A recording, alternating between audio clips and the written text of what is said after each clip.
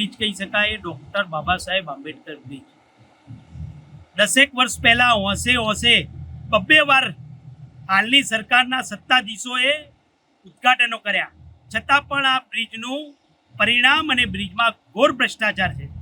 આપ જોઈ રહ્યા છો કે મહેસાણાનો આંબેડકર બ્રિજ 10 વર્ષ પહેલાં બન્યો, એના એકાદ વર્ષ બાદ જ મસ્ત મોટા ગાબડા હોય કે ખીલાક્ષરી બહાર નીકળવાની હોય કે રોડ તૂટી જવાનો પ્રશ્ન હોય, અનેક વાર સમારકામ કરવામાં આવ્યું, પણ છતાં પણ એનો ભ્રષ્ટાચાર એની એ જ જગ્યાએ રહ્યો. આજે છેલ્લા 4.5 માસ પહેલાં આપ જોઈ શકો કે એક મસ્ત મોટું ગાબડું પડ્યું. અહીંયા 4.5 માસથી આ બ્રિજ બંધ છે. ગાબડું પડ્યું એ ભ્રષ્ટાચારનું ઉત્તમ ઉદાહરણ છે.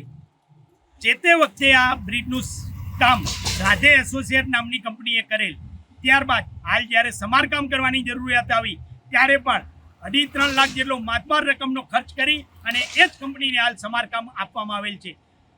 હલકી ગુણવત્તાનું કામ કરેલ કંપનીને ફરી એનું એ જ કામ આપવામાં આવેલ. આની અંદર આરએનબીના અધિકારીઓની મેળાપીપણાના કારણે આ શક્ય છે. મહેસાણા 1 અને 2 ને જોડતો આ મહત્વપૂર્ણ બ્રિજ છે. આપ જુઓ છો કે ગોપઈ નાળું હોય કે ભમરિયું નાળું હોય, છેલ્લા 4.5 માસથી સમગ્ર મહેસાણાની જનતા ટ્રાફિકના કારણે ત્રાહિમામ પોકારી ગઈ છે. આ બ્રિજ બંધ હોવાના કારણે સ્કૂલે જતા વિદ્યાર્થીઓ હોય, કોઈ દર્દી હોય અને દવાખાને જવાનું હોય કે કર્મચારીઓ હોય, 1 થી 1.5 કલાક ગોપી નાળાથી પસાર થવામાં લાગી રહ્યો છે. ઘણો સમય ભમરિયા નાળામાંથી પસાર થવામાં લાગી રહ્યો છે. સાંજે ઘરે આવવાનું હોય ત્યારે પણ એ પોતાનો ટાઈમિંગ સાચવી શકતા નથી અને ટ્રાફિકમાં ફસાઈ જાય છે. આ મુશ્કેલીનું ઉદ્ભવી છે ફક્ત આરએનબીના અધિકારીઓના કારણે. આપ જોઈ રહ્યા છો કે મોટા મોટા નેતાઓ અહીં આવી જાય છે. ધારાસભ્યશ્રી હમણાં 13 મે આવેલા અને કહેલું કે ટૂંક સમયમાં બ્રિજનું ફરીથી પબ્લિક માટે અવર જવર માટે ખુલ્લો મૂકવામાં આવે છે. પરંતુ ધારાસભ્યશ્રીને આવે પણ આજે 1.5 માસ જેટલો સમયગાળો થઈ ગયો છે, છતાં પણ આ બ્રિજ જેસે તે પરિસ્થિતિમાં છે. હજુ પણ 10 થી 15 દિવસ આ બ્રિજના રિપેરિંગમાં લાગે એમ છે.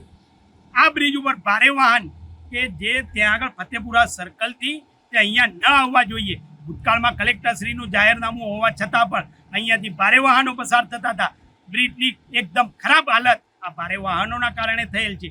આ એરિયાની અને અમારી માગણી છે કે આ બ્રિજ ફક્ત નાના વ્હીકલો માટે જ, એટલે કે હળવા વાહનો માટે જ ચાલુ રાખવામાં આવે, બંને સાઈડ એંગલ મૂકી દેવામાં આવે, જેથી કરીને ભારે વાહનો પસાર ના થાય અને બ્રિજની થોડી ઘણી જે સમય મર્યાદા છે કે હલકી ગુણવત્તા છે એની ઉપર મોટા વાહનો પસાર થઈ શકે તેમ નથી અને કોઈ ભવિષ્યમાં દુર્ઘટના ન સર્જાય.